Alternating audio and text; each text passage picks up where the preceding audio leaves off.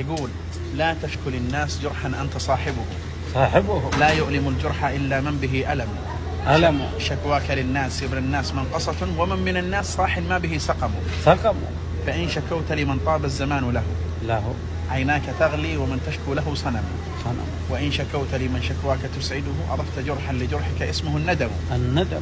هل المواساة يوما حررت وطنا أم التعازي بديلا إن هوى العلم؟ كم خاب ظني بمن أهديته ثقتي فأجبرتني على هجرانه التهم. كم صرت جسرا لمن أحببته فمشى على ضلوعي وكم زلت به قدم فداس قلبي وكان القلب منزله فما وفائي لخل ما له قيم. لا اليأس ثوبي ولا الأحزان تكسرني جرحي عنيد بلسع النار يلتئم. إيش رأيك في أبيات الشيخ؟ هذا كلام حكم. تعرف الحكم؟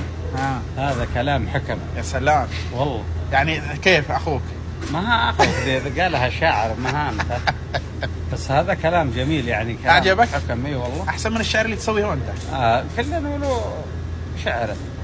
هذا الكريم حلنا كلامنا وهم لهم كلام. هذا الكريم العراقي شاعر وأديب ما شاء الله تبارك الله وكلامه كله حكم ونبغى أنت ترد عليه. لا أبغى ترد ببيتين أي شيء فيه حكمة. ما قلني شاعر حتى ذا من يكتب وبعدين وتحفظ وبعدين هذا الكلام حكم رد على ذي.